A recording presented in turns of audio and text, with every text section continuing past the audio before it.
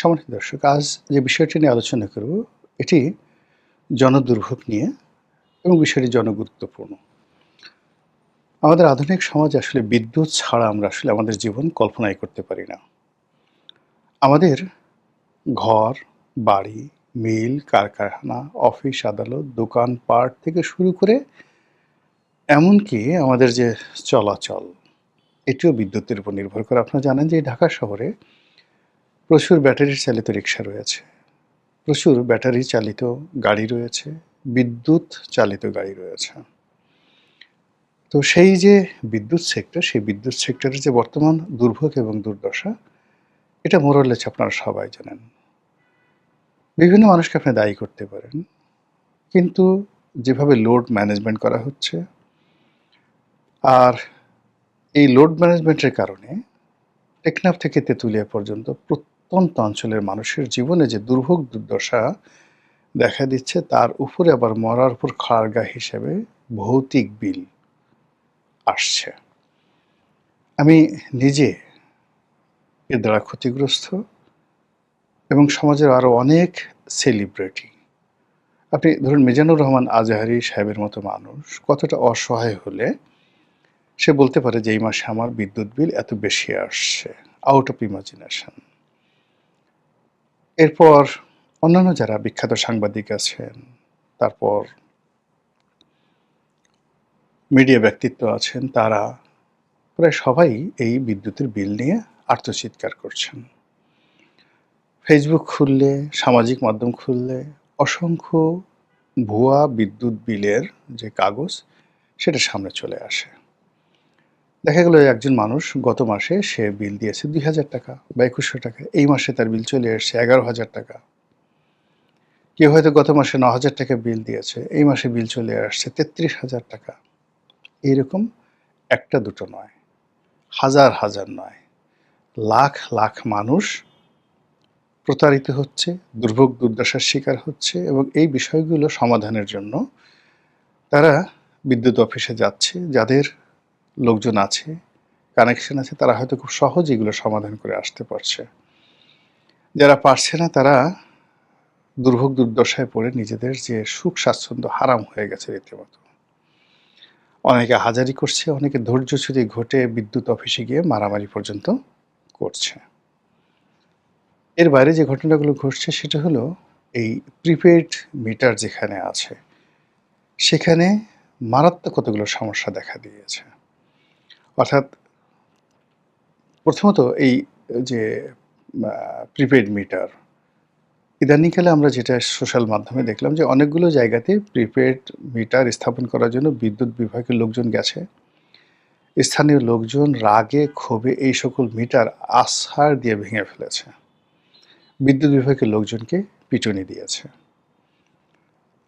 আর অন্যদিকে যারা এক্সিস্টিং মানে এই প্রিপেইড মিটার ব্যবহার করছে, এখন দেখা গেল যে এখানে যে সকল চার্জ আছে, ডিমান্ড চার্জ আছে, লোডিং চার্জ আছে, যা যা আছে, এগুলো একটা নর্মাল একটা ওয়ে আছে।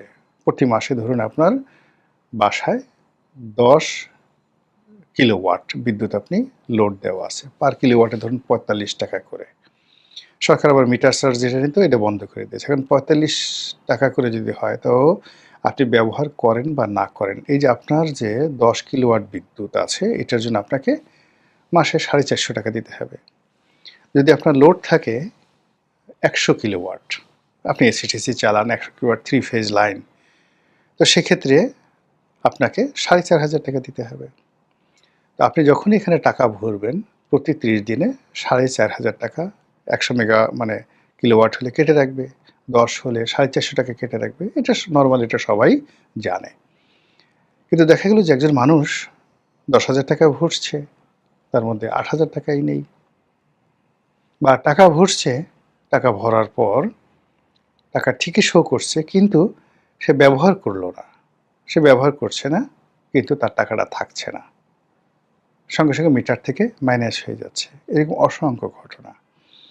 আমি নিজে আমার একটা মিটার আছে, প্রিপেড মিটারে। তো আমি টাকা জমা দিতে গেলাম। প্রথমে বিকাশ থেকে জমা দিলাম, ৮-১০ হাজার টাকা জমা দিলাম। পরে দেখা গেল যে অনেকগুলো 20-25টা নম্বর আসছে, মানে একটা নম্বর আমার মিটারে রিচার্জ হচ্ছে না। মাথা খারাপ হয়ে গেল, এদিকে মিটার চলছে না। তখন ডিজিএম সাহেবকে টেলিফোন করলাম। ডিজিএম সাহেবকে টেলিফোন করার পর যেটা জানলাম যে ওই নতুন সিস্টেম আপডেট করার কারণে কাজ করছে না। পরে উনি দয়া করে একজন লোক বাসায় পাঠিয়ে দিলেন। সে অনেক কষ্ট করে সেই মানে আমার সেই টাকাটা মিটারে ঢুকিয়ে দিল।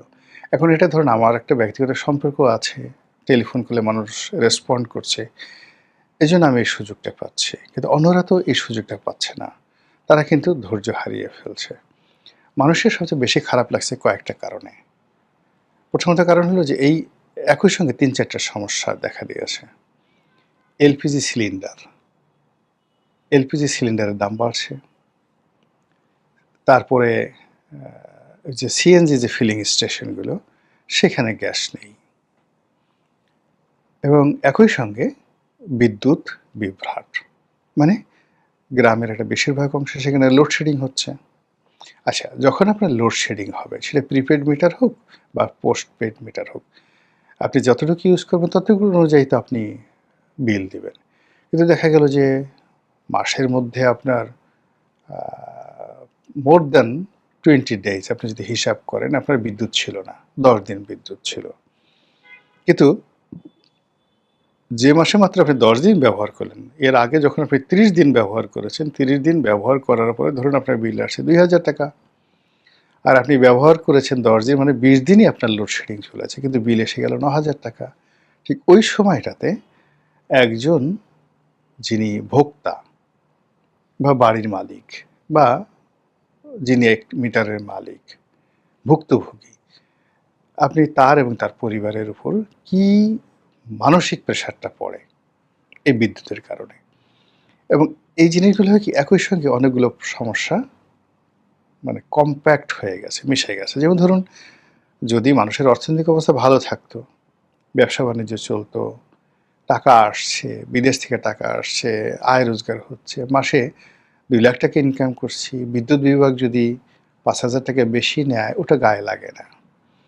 এখন আমার আয় নেই, রোজগার নেই, ব্যবসা বন্ধ, যারা ভাড়া থাকছি ভাড়া দিতে পারছি না, যারা বাড়িওয়ালা তারা ভাড়া পাচ্ছেন না, যারা দোকানদার দোকানে বেচা বিক্রি নেই, স্টাফদের বেতন দিতে পারছেন না, সব মিলিয়ে যখন অর্থনৈতিক অবস্থা ত্রাহি ত্রাহি, ঠিক সেই সময়টাতে দুপুর হয়ে গেছে, বিদ্যুৎ নেই।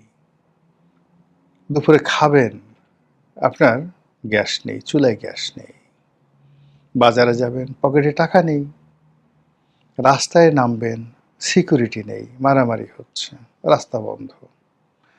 আসার সময় ছিনতাইকারীর কবলে পড়ে গেলেন। এভাবে এই যে জনপদ, এই জনপদ যেভাবে মানুষের জন্য দুর্বিষহ হয়ে পড়ছে, যেখানে মানুষের জীবনকে অনিশ্চিত করে দিচ্ছে, যেখানে প্রতিটি পরিবারে রীতিমতো হাহাকার, হাপিত্যের শুরু হয়েছে। এই হাপিত্যেসের সঙ্গে এই বিদ্যুতের বিভ্রাট, সিএনজি, এলএনজির মূল্যবৃদ্ধি, তার সঙ্গে সঙ্গে সেগুলো পাওয়া যাচ্ছে না। কর্মসংস্থান নেই, আইনশৃঙ্খলার অবনতি, আর কোনো রাজনৈতিক যে গোল, সেই গোল নেই। প্রতিদিনই দুঃসংবাদ বিভিন্ন সেক্টর থেকে আসছে। এর ফলে কি হলো না, যে যার জায়গা থেকে মানুষ ভেঙে পড়ছে। ভিতর থেকে স্বপ্রণোদিত হয়ে একটা কাজ করবে দেশের জন্য, নিজের জন্য, সরকারের জন্য, এরকম উদ্দীপনা তৈরি হচ্ছে না। সরকারকে ট্যাক্স দিবে, নিজের পরিবারকে ভরণ পোষণ করবে, এটা না হয়ে একটা ফ্রাস্ট্রেশন, যেটাকে বলা হয় ন্যাশনাল ফ্রাস্ট্রেশন, জাতীয় হতাশা, এটা ছড়িয়ে পড়েছে সব ক্ষেত্রে। মানুষ ধৈর্য হারা হয়ে পড়েছে। হযরত আলী রাদিয়াল্লাহু তাআলা আনহুর একটা বিখ্যাত কথা আছে। তিনি বলেছেন যে একটা রাষ্ট্র বা একটা দেশ, একটা জাতি রসাতলে গেছে কখন বুঝবে যে এই রাষ্ট্রটি, দেশটি রসাতলে গেছে? তার প্রথম হলো যে দরিদ্র যারা মানুষ তারা ধৈর্যহারা হয়ে গেছে। আপনারা জানেন যে দরিদ্রদেরকে আল্লাহ একটা অসম্ভব নিয়ামত দান করেন। তারা আলহামদুলিল্লাহ আলা কুল্লি হাল, সর্বাবস্থায় বলে যে আমি ভালো আছি। পেটে ক্ষুধা, জিজ্ঞেস করলে একগাল হাসি দিয়ে বলবে, "আল্লাহ ভালো রাখছে, আলহামদুলিল্লাহ।" তো এই যে তার এই গুণাবলীটা যেটা ঈশ্বর প্রদত্ত, আল্লাহ প্রদত্ত, সেই গুণাবলীটা যখন তার ভিতর থেকে চলে যায় এবং সে যখন অধৈর্য হয়ে যায়, গালাগাল করে, খিস্তি-খেয়ড় করে, মারতে চায়, অস্থিরতা দেখায়, মেজাজ গরম দেখায়, বেয়াদবি করে, ইট মিনস রাষ্ট্রটা রসাতলে গেছে। দ্বিতীয় যে বক্তব্য হযরত আলী রাদিয়াল্লাহু তাআলা আনহু-এর, সেটি হলো ধনীরা কৃপণ হয়ে যায়। আমাদের ধনীরা এখন কি পরিমাণ কৃপণ হচ্ছে দেখেন, আপনি এখন কোনো ধনী খুঁজে পাবেন না। এই অল্প সময়ের মধ্যে গত ৬ মাসের মধ্যে গিয়ে দেখেন, আমাদের এই দেশের যারা টাকা পাচারকারী, তারা টাকা পাচার করে সুইস ব্যাংক ভরে ফেলেছে। সরকারের রেকর্ড অনুযায়ী যে পরিমাণ নতুন কোটিপতি এই গত ২ বছরে যুক্ত হয়েছে কিংবা গত ৬ মাসে যুক্ত হয়েছে, তা অতীতের সকল রেকর্ডকে ব্রেক করে ফেলেছে। এবং এই টাকা তারা দেশের মিল করছে না, কারখানা করছে না, ইন্ডাস্ট্রি করছে না, সরকারকে ট্যাক্স দিচ্ছে না। শুধুমাত্র আলিবাবা ৪০ চোরের মতো তারা টাকা উপার্জন করছে, কালেকশন করছে, ছিনতাই করছে, রাহাজানি করছে, ডাকাতি করছে এবং সেই টাকাগুলো আবার নিজেদের নিরাপদ ভোগ দখলের জন্য দেশের বাইরে পাচার করে দিচ্ছে। ফলে আমরা রীতিমতো ফোকলা হয়ে যাচ্ছি। আর সেই ফোকলা হওয়ার মধ্যে যখন এরকম বিদ্যুৎ নিয়ে সমস্যা হয়, বিদ্যুতের বিল নিয়ে সমস্যা হয়, তখন আর মানুষ এই ব্যাপারে ধৈর্য রাখতে পারছে না। মানুষ নিজেকে স্থির করতে পারছে না। ফলে বিদ্যুতের বিল নিয়ে, প্রিপেড মিটার নিয়ে, বিদ্যুৎ বিভ্রাট নিয়ে সারা বাংলাদেশে একটার পর একটা ঘটনা ঘটে যাচ্ছে। এবং তারই প্রেক্ষিতে বিদ্যুৎ বিভাগ থেকে একটা প্রথমে সতর্ক জারি করা হলো, যারা এই ধরনের বিদ্যুতের বিল নিয়ে উল্টাপাল্টা কথাবার্তা বলবে তাদের বিরুদ্ধে আইনি ব্যবস্থা নেওয়া হবে। আবার পরে দেখা গেল নিজেরা সেই জিনিসটাকে থেকে ফিরে এসে সেটা তারা উইথড্র করলো। আমি মনে করি এই সমস্যাটা খুব দ্রুত সমাধান করা উচিত, কোনো রকম বাছবিচার না করে। এটা আমাদের জীবনের একটা বিরাট অনুষঙ্গ। এই অনুষঙ্গটি যেন কোনো অবস্থাতেই বুমেরাং না হয়ে যায়।